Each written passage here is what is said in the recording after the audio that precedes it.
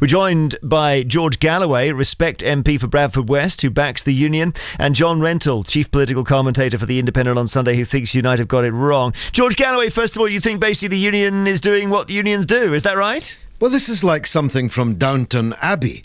A billionaire boss sitting on the deck of his £130 million yacht in the Côte d'Azur, drawing up plans to dump 1,400 Scottish hard-working, honest men and women on the dole. It's unbelievable. Because they're losing money. Well, it's a strategic asset to us. This used to be owned by BP, which that well-known socialist Winston Churchill took into public ownership nearly 100 years ago, precisely because these things are too important to be left to vulture capitalists on their 250-foot yacht. Okay, well, this is crucial we'll come to that. The industrial infrastructure of Scotland and of the UK. We'll come to that because that's the very interesting argument. But John Rentoul, just on the fact that it's private, the fact that it will close without union agreement, and the fact that that agreement has not been forthcoming, what do you make of that?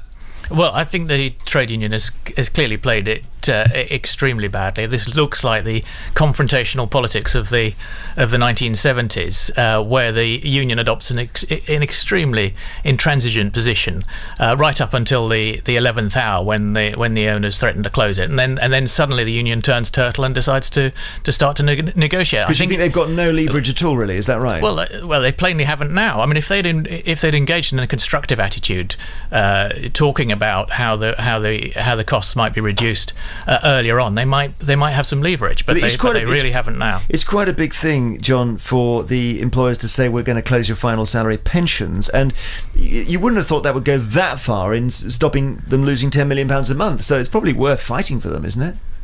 Well, how do you mean? I mean, if it's losing money, it's losing money. I mean, I think you just cut everywhere. You have to. Lots of people have had to accept the end of final salary pension schemes. I mean, those things have gone out. Those are a luxury in large parts of British industry today, and it's far more important to preserve jobs than to save luxuries George? like pension schemes. Well, how not surprising that Tony Blair's favourite lickspittle, John Rentoul, is out batting for the billionaire sitting on his yacht. It's not just about the final salary pension. It's a savage reduction of £10,000 a year in the workers' wages, the freezing of their pay for 3 years, and a drastic reduction in their shift payment. People working 3 shifts, which John Rentoul couldn't even dream of doing. He's about to have, like all journalists, probably a long wine-filled lunch. That's what he calls work. The workers in Grangemouth, with their hands and their faces dirty with oil and petrol, are being robbed of £10,000 a year in wages, George, I still don't understand. A private employer. And how the chief correspondent of The Independent on Sunday can justify sitting in a studio slavering over a billionaire yacht owner, it makes me feel sick to the pit of my stomach.